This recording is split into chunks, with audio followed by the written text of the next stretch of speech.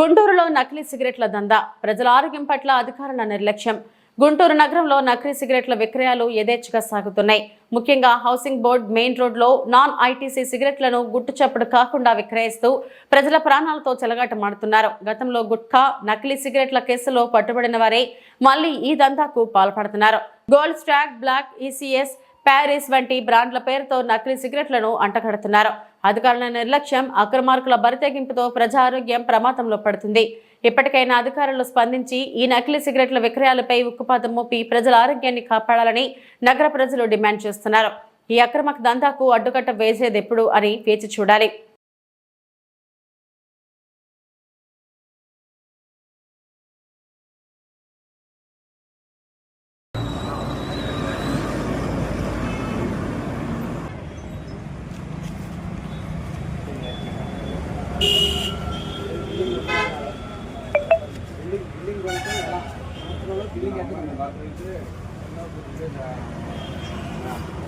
ఒకసారి